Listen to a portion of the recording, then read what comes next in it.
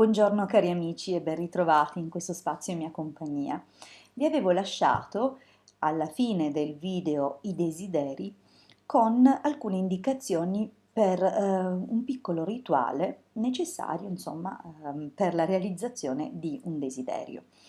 Vi avevo detto anche qual era l'occorrente per questo rituale, che però ricapitolo. Una candela rossa, un foglietto di carta nuovo, bianco, semplice, possibilmente appunto quadrato, una penna a inchiostro nero, l'incenso non in stick, perché di incenso negli stick ce n'è veramente poco, ma piuttosto questo incenso in grani, che è l'olibano, ed è l'incenso che viene utilizzato normalmente in chiesa. Questo incenso purissimo è così che facciamo le offerte alle intelligenze superiori, con cose pure. E chiaramente serviranno i carboncini, ne basterà uno, questa è una confezione per esempio da 5, su cui proprio una volta acceso il carboncino andremo a bruciare l'incenso.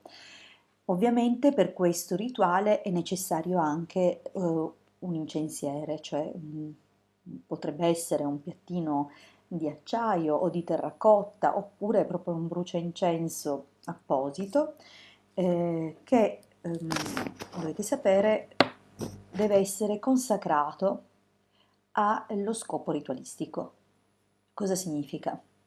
Non è che sia necessario fare un rituale particolare di consacrazione, semplicemente significa che quel bruciaincensi verrà utilizzato esclusivamente durante i rituali. È necessario infatti entrare nell'ottica di materiali esclusivi, cioè se comprate un blocchetto di foglietti così, questo blocchetto verrà usato esclusivamente per le attività sacre. Se utilizzate una penna che sia nuova e che poi venga utilizzata appunto sempre solo esclusivamente per la ritualistica. È molto importante questo perché dovete sapere che gli oggetti si caricano anche dell'energia psichica e degli intenti.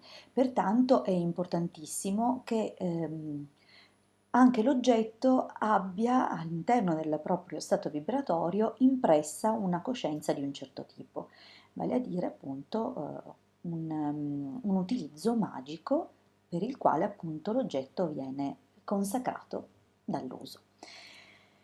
Non farò il rituale in questo momento insieme a voi perché ho previsione in futuro di fare proprio una serie di piccoli rituali dandovi appuntamento, dicendovi appunto quali sono gli ingredienti, chiamiamo così, il materiale occorrente per la realizzazione del rituale e facendolo dandovi appuntamento a orari e giorni che sono adatti proprio alla realizzazione del rituale. Questo proprio perché faremo qualche piccolo esercizio insieme, non solo per fare pratica a livello ritualistica, ma anche perché entriate nell'ottica dell'importanza dei tempi magici. Quanto invece per quanto riguarda invece questo rituale sulla realizzazione di un desiderio, dovrete rispettare alcune piccole regole che vi vengo ad elencare. Tanto per cominciare, sulla base della natura della vostra richiesta, del vostro desiderio, dovrete andare a scegliere il giorno più adatto. Ad esempio, il lunedì può essere consacrato per richieste, può essere utilizzato per richieste che entrano per esempio nell'ambito della fertilità. Pertanto se qualcuno ha desiderio di diventare genitore può utilizzare il lunedì, che è il giorno dedicato alla luna, alla fecondità, ma anche un giorno dedicato alla coltura, inteso proprio come all'agricoltura, perciò tutto quello che riguarda la campagna, le attività di coltivazione, ma anche tutte le attività legate con i fluidi, perciò tutto quello che è collegato con l'acqua, può essere la navigazione, agenzie di viaggio, comunque tutto insomma questo settore. ma ancora il lunedì può essere utilizzato per entrare più in profondità dentro di sé e creare le connessioni col proprio inconscio. Il martedì invece è ottimo per le nuove iniziative, ma soprattutto per quello che sono eh, tutte le cause legali, le lotte, le discussioni, cioè tutto e anche, non ultimo, anche i risultati di attività agonistiche. Per quanto invece riguarda il mercoledì, è ottimo per incentivare gli affari che sono collegati per lo più a trattative, perciò dove c'è di mezzo la comunicazione, la mediazione, ma è ottimo anche per avere ehm, nuove idee nell'ambito per esempio della scrittura, per avere nuove ispirazioni, per tutto quello che è proprio il settore della comunicazione, sia a livello verbale, perciò anche radio, televisioni, scritto anche, perciò i giornali, l'editoria, gli scrittori in generale, ma anche proprio la comunicazione inteso come mezzi che mettono in comunicazione, perciò per esempio la telefonia e anche, non ultimo, i mezzi di trasporto, perciò per tutto quello che riguarda anche attività legate ai mezzi di trasporto, ma anche proprio, che ne so, la realizzazione di acquistare una nuova auto, cioè la possibilità di ottenere una nuova auto, come esempio per il mercoledì. Nel giovedì invece ci occuperemo di attività legate per esempio alla fortuna, alla protezione, quella che è la protezione massima, perché Giove è ritenuto la fortuna maior. Anticamente è il dominatore proprio conosciuto così, ma è anche il dominatore dell'amore universale, della compassione, perciò è quello che ci apre le porte alla conoscenza superiore ed è sicuramente un tramite, diciamo, di elevazione, ma può essere utilizzato anche per chiedere, che ne so, piccole vincite o cose del genere. Il venerdì, penso che non ci sia bisogno di spendere molte parole sul venerdì perché è chiaro e risaputo che il venerdì è ottimo per le questioni sentimentali, però non tutti sanno che Venere ha anche un ottimo influsso su quelle che sono le attività lavorative, perciò la concretizzazione di piccole trattative lavorative, cioè di conclusione e firma di contratti, ma anche di compravendite. Non è solo infatti Saturno, attraverso gli influssi del Capricorno, a occuparsi di immobili, ma anche Venere attraverso il Toro. Perciò se avete delle richieste legate a qualche casa, qualche terreno, potete tranquillamente adoperare il venerdì. Infine abbiamo il sabato e la domenica. Il sabato, come già ho accennato poco fa parlando di Saturno attraverso quello che è il Capricorno, serve a tutelare e a rinforzare tutte le questioni che sono di lunga data. Perciò se vogliamo trovare delle soluzioni, ma se vogliamo anche rafforzare delle situazioni che sono già di lungo corso, possiamo rivolgerci al sabato e agire di sabato. Oppure possiamo anche chiedere, per esempio,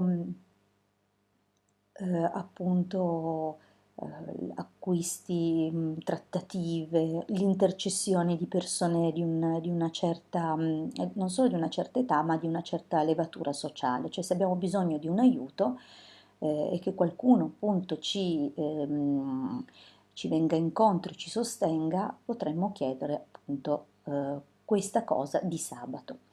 Infine la domenica è per la gloria, gli onori e le ricchezze, ma anche per le attività in prima persona, per le azioni legate all'ambito finanziario, ma anche all'ambito militare. Non solo Marte, infatti, si occupa di questo, anche il Sole è ottimo per le carriere di un certo tipo. Ora che vi ho fatto la carrellata sulle giornate e gli argomenti che potete chiedere, eh, legate a ogni singolo giorno, eh, potete tranquillamente decidere di cosa occuparvi nel vostro piccolo rituale. Vi invito ovviamente, quando scrivete l'intento, a scriverlo a stampatello in una lettura, una grafia leggibile, e anche nel momento in cui fate e scrivete la vostra richiesta, ricordatevi di utilizzare sempre il tempo presente, come se fosse una cosa già assodata, già realizzata. Pertanto, quando scriverete appunto il vostro intento, ricordatevi di usare poche parole, tutte di significato positivo e tutte,